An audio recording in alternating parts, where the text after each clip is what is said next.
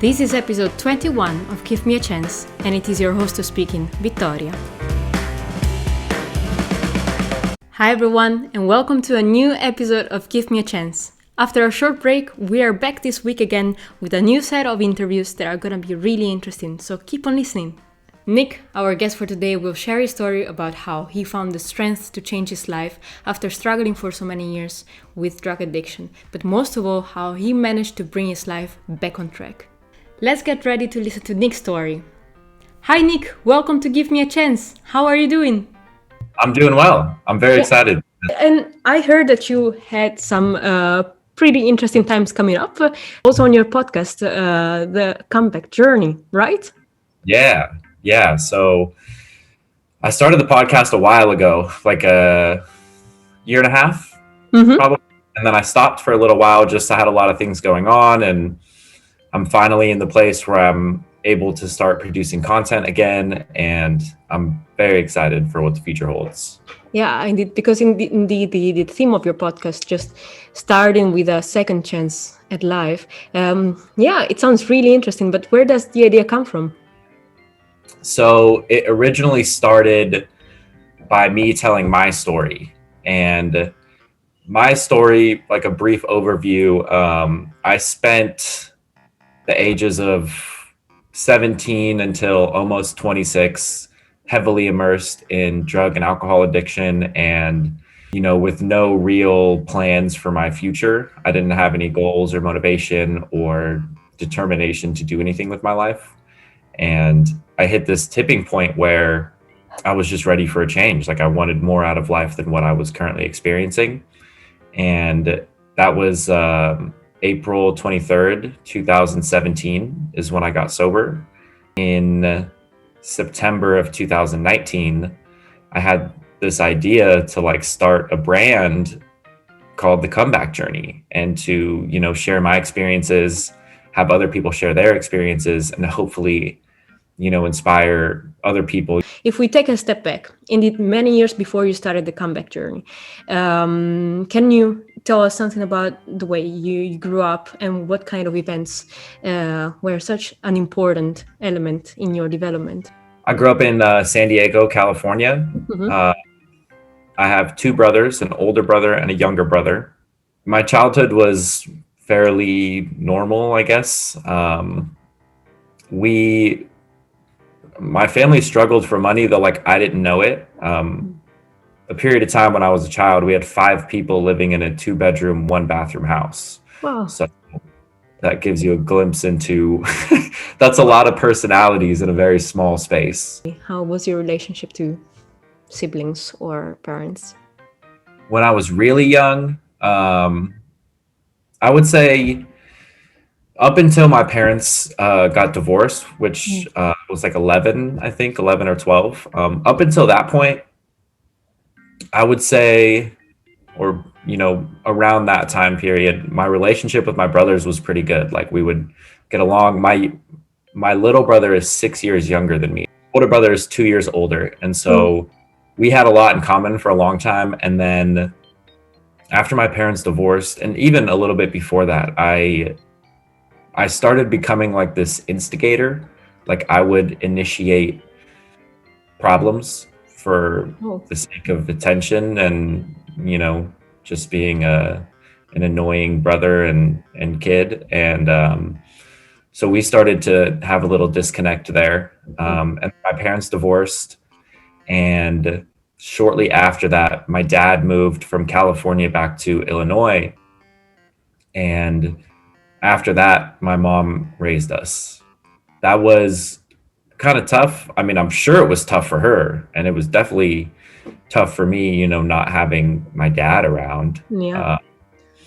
And that just added to the frustration. And in 2007, I was 15 years old, and my mom's brother, my uncle, was stabbed and murdered by a random person for his wallet. Nobody saw it coming. It was just out of the blue, and it was on New Year's Day. I remember my mom getting a phone call. I was in my bedroom and I heard my mom's phone ring. She walked out to the kitchen and she answered it. And like 10 seconds later, she just let out this blood curdling scream and just like collapsed to the floor. And that was a really difficult time. Maybe a year later, year and a half later, my mom was diagnosed with cancer. And at that point, my older brother had already moved away to go to a university in Seattle, Washington. So it was just me, my mom, and my little brother. Yeah. And my mom's healthy now. Oh, She's luckily. good. My mom's amazing. She's nothing can take her out. She's good. I can imagine that these kind of events, summing up, they've been quite hard on you. How did you react on that? Well, when I was 16, that was the first time I had smoked weed and drank alcohol. Hmm. And when I was 17, that was when I started going to parties and, drinking a lot more and smoking a lot more. And then I made the transition into harder drugs.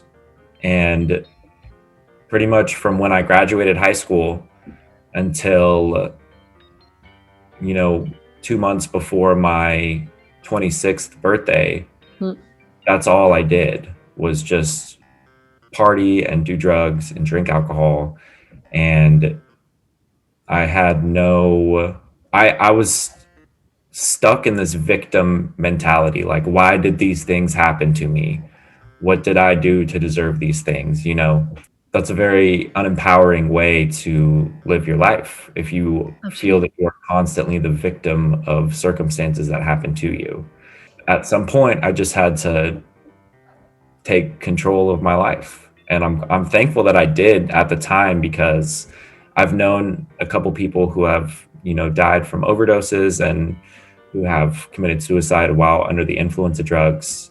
If I had kept going, like, I don't know what that path would have turned out to, but like that was definitely a possibility.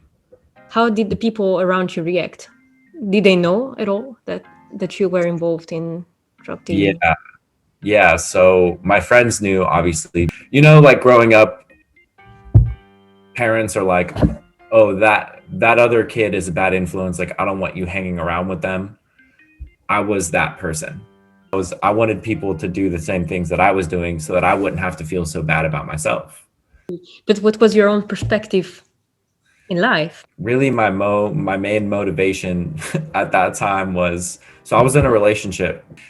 My motivation was to like not ruin that relationship while also doing whatever I wanted to do. So I had like this double life of like, I was using drugs and selling drugs, and she didn't know that I was doing these things. So I was very good at hiding it. And so I wanted my cake and I wanted to eat it too. January 2015, one of my cousins committed suicide, and I just like went off the deep end at that point. And my mom had suspicions, I'm sure, but that was where it became like very apparent. I voluntarily checked myself into an inpatient rehab program, All right. but not because I like really wanted to stop. I just wanted my mom to like think that I was okay, and I didn't want my girlfriend to break up with me. I went for 45 days and I got out, and less than 2 weeks after I got out, I was like back to the same stuff. Shortly after that, I got kicked out of my mom's house, and then I moved to Illinois for a few months because my Hmm. dad was out there and his family, and I just wanted to like run away from my problems. And Did you turn- manage? no, no, not at all. Like, my problems definitely followed me out there, and I was doing the same stuff out there that I was doing back at home. I was out there for 5 months, and I called my mom crying on the phone, like, please let me come home. I will do whatever you want. You can give me random drug tests, like whatever you want, like just please let me come home. And she said, okay. I flew home like 3 days later, and a month after I got back, I got arrested for driving under the influence of a controlled substance. And then a few months after that, April 23rd, 2017, is when I went to rehab again, but for me, not for anybody else. I that was the distinction, between the first time I went and the second time I went. The second time I went for me because I wanted something different. And that's when it stuck. And I've been sober since. So, when was specifically the moment that you decided that you needed to change your life? About 6 weeks before I went to rehab for the second time, I had gotten my tax return, and it was, if I recall correctly, like somewhere in the realm of like $1,000. I got that money, and the second that I got that money, I left from my mom's house, and that wasn't unusual. Um, I just left. She didn't know where I was going. I didn't tell her. I went to a friend's house, and in like 36 hours, all of that money was gone. I came home 4 days later at like 5 o'clock in the morning, Mhm. and I realized that I didn't have my house keys. I had left them in my bedroom when I left days before. And so I had to like crawl in through my bedroom window. I had to like pop the screen off of the window, and like thankfully my window was unlocked, because if it had been locked, I would have been stuck outside. Yeah. So I got in my bedroom, and I still had a good amount of cocaine on me. I was on ecstasy. I had been drinking. I had beers with me, and I just like stayed in my room drinking and like doing cocaine, and until like mid morning, like 10 o'clock in the morning. And my mom works at home. And so like I was afraid to even leave my bedroom because she was going to see me and I probably looked like some crackhead. There was this moment, like I had this like weird moment of clarity, like while in my room on all these drugs. And like I just thought to myself, like, what am I doing? What am I doing with my life? I'm 25. I'm about to get kicked out again. Like I could feel it. Like I knew it was coming. I didn't have a job. I didn't have any money. I didn't have anything. I didn't have a car. I had nothing. And so I texted my mom, even though she was in the other room. I didn't want to like see her face to face. And I sent her a text message, and I was like, I think I need to go back to rehab.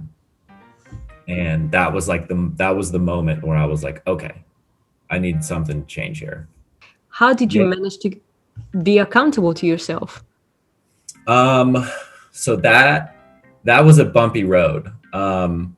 After I had gotten back from rehab in 2017, I would still, like, people would still call me for drugs, and I would go get it for them. Like I wouldn't do it, but they would call me, and then I would go to somebody and get it, and then, like a middleman type situation. And um, one of those times, I somebody had called me for some cocaine, and I went to go get it, and I like bought a little extra, Mm. and I took it home with me. And I sat in my bedroom. My mom was gone for a few days. And I had applied for a job, and I knew that they were going to drug test me, but I knew that it wasn't going to be for like 10 days. And so I dumped it out, and I took out my credit card and was like chopping it up into lines. And I sat there just staring at it for like 45 minutes. And eventually I just got up and like walked and poured it down the kitchen sink. And I didn't do any of it. I just like got rid of it. And like that was a huge shift in like the way that I saw myself and the world, because after that I didn't really have any crazy urges. But I also had to block a lot of people on social media. I changed my phone number. I cut out 95% of the people that I associated with. What kind of changes did you notice in yourself? What? I had a lot more energy, like just natural energy. I was working two jobs, and I was still going to the gym 5 days a week and going hiking. And, I just had this new appreciation for life. And so I just worked a lot, and I saved a lot of money. I bought a new car, and I did what I thought was best at that time to kind of get me into the place that I wanted to be. So, what's going to happen now with your life? About 2 months ago, I moved from San Diego, California to Scottsdale, Arizona. Yes. Thank you. That was a huge step. I've never lived by myself before. I've never, with the exception of like when I lived in Illinois, I have never lived anywhere else but San Diego. So my plan is to continue with the podcast. I created a coaching program last year for people Oh, struggling with codependency and addiction. And so I'm going to be releasing the updated version of that quarter 3 of 2020 oh, and wow. 2021. Yeah, very excited for that. There were so many striking moments in your life that could have turned your life around. If you think about all of them, which one would you change to have adjusted the course of your life? I don't think I would change any of them. Yeah, I mean, if I change any of them, even something small, then like I'm not where I am right now. We're not having this conversation. And sometimes I have like this guilt over things that I've done in the past, but I wouldn't change any of them because then I'm not who I am. I'm not me, like right now in this moment. Like I wouldn't be here. And so I I wouldn't change any of them. So, Nick, many thanks for sharing your story with me. Thanks It's for been having me. fantastic, and as I said, I'm really impressed with the way you did it. And I wish you all the best with all your projects and what is coming up with your podcast and your coaching program. All the best. Thank you. Thank you very much. This was Nick's story. After experiencing several traumatic events and developing an addiction to drugs and alcohol, Nick found the strength within himself to turn his life around and make a clean break with his past. And on his path to self-development, Nick is working hard to creating a better life for himself and help other people that are facing the same process. His story is also the core topic of Nick's podcast, The Comeback Journey. This was the end of this episode. Have you ever had the chance to change your life, or do you know anybody who has? Please get in touch with us and leave a comment here below. And if you have enjoyed this episode, do not forget to like and subscribe to this channel, and see you next time. Give me a chance, on your screen and in your ears.